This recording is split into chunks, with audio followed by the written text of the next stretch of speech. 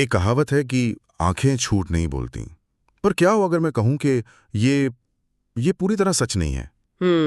मतलब हो सकता है कि सच कहीं और छिपा हो। बिल्कुल। सोचिए अगर आप ये जान पाते कि आपके सामने बैठे इंसान के मन में असल में क्या चल रहा है।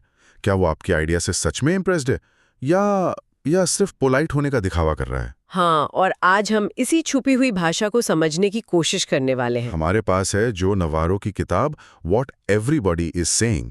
और देखिए, नवारो कोई आम लेखक नहीं है। बिल्कुल नहीं। उन्होंने 25 साल एफबीआई में as a counter intelligence agent काम किया है। 25 साल।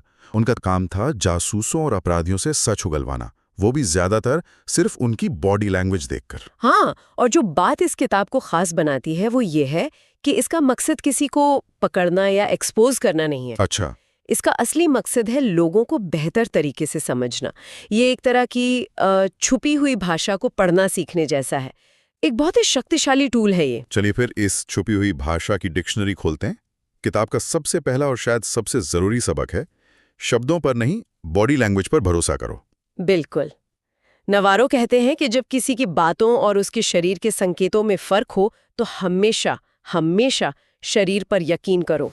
ये सुनने में बहुत आसान लगता है, लेकिन असल में ये बहुत गहरा पॉइंट है। बहुत गहरा। मान लीजिए आप अपने दोस्त से पूछते हैं सब ठीक है, और वो कहता है हाँ सब बढ़िया है। लेकिन ये कहते हुए वो अपनी आंखें जमीन पर गड़ाए हुए हैं। हाँ, और उसके कंधे झुके हुए हैं और वो हल्का सा अपने हाथ मल रहा है। तो यहाँ दो कहानियां चल रही हैं, एक जो वो सुना रहा है और दूसरी जो उसका शरीर बता रहा है। और नवारो के हिसाब से दूसरी कहानी ज्यादा सच्ची है। हमेशा। लेकिन ऐसा क्यों है? मतलब हम अपने शब्दों को तो कंट्रोल कर सकते हैं, तो हमारा शरीर हमें धोखा क्यों नहीं देता है? इसके पीछे हमारे दिमाग का एक बहुत पुराना हिस्सा जिम्मेदार है, जिसे लिम्बिक सिस्टम कहते हैं। Limbic system? हाँ, ये हमारे दिमाग का ईमानदार हिस्सा है। ये हमारी भावनाओं को कंट्रोल करता है और सच पर तुरंत रिएक्ट करता है। ये कोई सोच समझकर की गई हरकत नहीं होती, ये एक रिफ्लेक्स है। तो इसका मतलब ये है कि हमारे दिमाग का वो हिस्सा जो हमें हजारों साल पहले किसी जंगली जानवर से बचने के लिए तैयार करता था, हाँ, वही आज भी हमारे बॉस के एक मुश्किल सवाल पर हमारे पैरों को दरवाजे की तरफ मोड़ देता है। बिल्कुल, आपने एकदम सही पकड़ा। वो लड़ो या भागो वाला रिस्पॉन्स आज भी हमारे अंदर वायर्ड है। हम अपने चेहरे पर झूठी मुस्कान रखने की ट्रेनिंग तो ले सकते हैं, लेकिन हमारी बॉडी वो अपने आप सच उगल देती है। ओके, ये तो कमाल की बात है। और इस ईमानदारी की लिस्ट में नवारो जिस बॉडी पार्ट को सबसे ऊपर रखते हैं, उसने मुझे सच में चौंका दिया। मुझे पता है आप किसकी बात कर रहे हैं। मतलब 25 साल के एफबीआई अनुभव के बाद नवारो कहते हैं कि सच्चाई का सबसे बड़ा राज चेहरे या आंखों में नहीं, बल्कि पैरों में छिपा है ना अजीब? लेकिन इसके पीछे का लॉजिक बहुत सॉलिड है। जैसा हमने कहा, हमारा सबसे पहला इंस्टिंक्ट खतरे से दूर भागना होता है। और भागने के लिए क्या जरूरी है? पैर। पैर। सदियों से हमारे पैर हमें जिंदा रखने के लिए सबसे जरूरी टूल रहे हैं।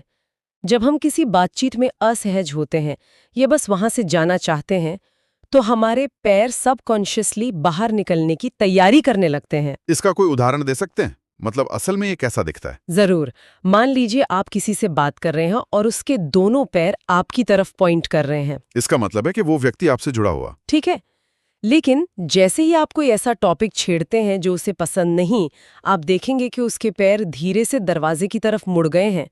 हो सकता है उसका चेहरा आपकी तरफ हो, वो मुस्कुरा भी रहा हो, लेकिन उसके पैर आपको असली कहानी बता रहे हैं। मैं यहाँ से निकलना चाहता। एग्जैक्टली। लेकिन क्या ये हमेशा सच होता है? हो सकता है किसी को वैसे बैठना आरामदायक लगता हो। हम गलत मतलब भी तो निकाल सकते हैं। ये बहुत जरूरी सवाल है और नवारो इस पर बहुत जोर देते हैं। एक अकेले संकेत पर कभी भरोसा मत करो। ओके। आपको इशारों के क्लस्टर यानी समूहों को देखना है। अगर पैर दरवाजे की तरफ हैं, साथ ही उसने हाथ भी बांध लिए हैं और नजरें भी चुरा रहा है, तो अब आपके पास 3 संकेत हैं जो एक ही कहानी कह रहे हैं। अच्छा, तो पैटर्न देखना है। पैटर्न देखना है और सबसे जरूरी बात है बेसलाइन को समझना। बेसलाइन, इसका क्या मतलब है? बेसलाइन का मतलब है किसी व्यक्ति का सामान्य व्यवहार। हर कोई अलग होता है। आपको पहले ये देखना है कि वो व्यक्ति शांत माहौल में कैसा व्यवहार करता है।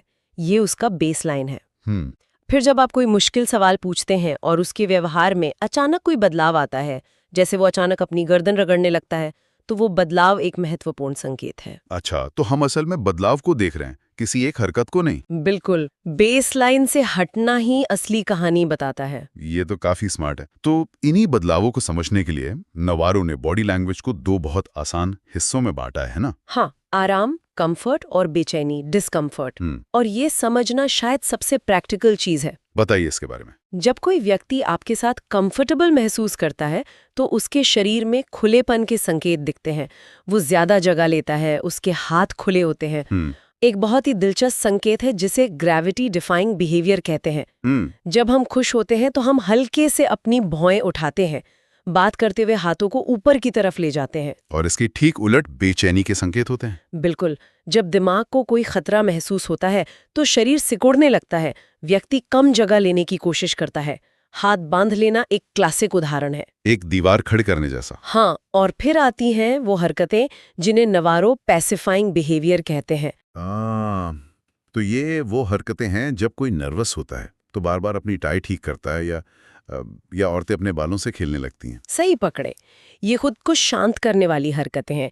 जब हम तनाव में होते हैं तो हमारा दिमाग हमें खुद को छूकर आराम पहुंचाने के लिए कहता है, जैसे गर्दन रगड़ना, माथा सहलाना। ये संकेत चीख चीख कर कह रहे होते हैं कि मैं दबाव में हूं। हाँ, या मुझे ये पसंद नहीं। अगली बार किसी मीटिंग में ध्यान दीजिएगा, जैसे ही कोई मुश्किल सवाल पूछा जाता है, कितने लोग अपनी गर्दन के पिछले हिस्से को छूना शुरू कर देते हैं। ये तो वाकई कमाल है। चलिए इसे असल दुनिया में लेकर चलते हैं। इसे एक जॉब इंटरव्यू में या किसी जरूरी मीटिंग में कैसे इस्तेमाल किया जा सकता है? बहुत अच्छे से। सोचिए आप एक जॉब इंटरव्यू दे रहे हैं। इंटरव्यू लेने वाला आपकी बातें सुनते हुए थोड़ा आगे की तरफ झुकता है, सिर हिलाता है, उसके हाथ खुले हैं। तो ये सब आराम के संकेत हैं। हाँ, इसका मतलब है कि वो आपकी बातों से जुड़ रहा है, वो प्रभावित हो रहा है।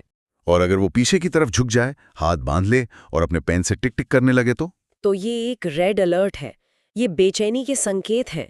इसका मतलब है कि या तो वो बोर हो गया है या उससे आपकी बात पर यकीन नहीं हो रहा। और ये आपके लिए एक सिग्नल है कि आपको अपनी रणनीति बदलने की जरूरत है। तुरंत, बिना इन संकेतों को समझे आप बस बोलते रहेंगे और आपको पता भी नहीं चलेगा कि आप इंटरव्यू हार चुके हैं। और बिजनेस डील्स या नेगोशिएशन में तो ये और भी ज्यादा जरूरी हो जाता होगा। यकीनन। कल्पना कीजिए कि आप किसी क्लाइंट को अपना प्रपोजल दे रहे हैं। वो कह रहा है, हाँ, आपका ऑफर अच्छा लग रहा है, लेकिन ये कहते हुए उसने अपने होंठ सिकोड़ लिए हैं। होंठ सिकोड़ना असहमति या शक का एक बहुत बड़ा संकेत है। इसका मतलब है कि उसके मन में कुछ शंकाएं हैं जिन्हें वो जाहिर नहीं कर रहा है। वाह! तो ये सिर्फ सामने वाले को पढ़ना नहीं है, बल्कि ये आपको बातचीत को सही दिशा में ले जाने का मौका भी देता है। बिल्कुल, और यही बात शायद रिश्तों पर भी लागू होती है। अगर आप अपने पार्टनर से कोई गंभीर सवाल पूछते हैं और वो जवाब देते समय अचानक अपनी गर्दन ढकने की कोशिश करे, तो ये एक चेतावनी हो सकती है। इसका मतलब ये नहीं है कि वो जरूर झूठ बोल रहा है। नहीं, लेकिन इसका ये मतलब जरूर है कि वो इस विषय पर बहुत ज्यादा असहज है। ये आपको बताता है कि आपको इस मुद्दे पर और नरमी से बात करने की जरूरत है। किताब में एक बहुत बड़ा दावा किया गया है कि जो व्यक्ति इन नॉन वर्बल संकेतों को समझना सीख लेता है, वो 90% लोगों से आगे निकल जाता है। ये एक तरह की सुपर पावर ही है ना? सोचिए, ज्यादातर लोग सिर्फ 10% जानकारी पर ध्यान दे रहे हैं, यानी बोले गए शब्दों पर, जबकि असली भावनाएं और इरादे बाकी 90% में छिपे होते हैं। अगर आज की इस पूरी बातचीत को समेटना हो तो मुख्य बातें क्या होंगी? मेरे हिसाब से पहली ये कि आपकी बॉडी आपकी जुबान से ज्यादा ईमानदार है। दूसरी, हमेशा पैरों पर ध्यान दो। और तीसरी, आराम और बेचैनी के संकेतों के बीच का फर्क पहचानना सीखो। एकदम सही। और मैं इसमें एक आखिरी और सबसे महत्वपूर्ण बात जोड़ना चाहूंगी, जो इस किताब की आत्मा है। बताइए। इस ज्ञान को सीखने का उद्देश्य लोगों को मैनिपुलेट करना या उनका फायदा उठाना नहीं है। इसका असली मकसद है उन्हें बेहतर ढंग से समझना। ये सहानुभूति का एक जरिया है। मतलब ये शक्ति के साथ साथ एक जिम्मेदारी भी है। बिल्कुल। और इसी सोच के साथ हम आज की इस चर्चा को खत्म कर सकते हैं। किताब में कहा गया है, बॉडी लैंग्वेज एक शक्ति है, लेकिन इसका सही इस्तेमाल ही आपको स्मार्ट बनाता है। तो सवाल ये नहीं है कि आप लोगों को पढ़ सकते हैं या नहीं। असली सवाल ये है कि आप उस जानकारी का इस्तेमाल किस लिए करते हैं, लोगों से जुड़ने के लिए या उन्हें नियंत्रित करने के लिए। और इसी सवाल का जवाब सब कुछ तय करता है।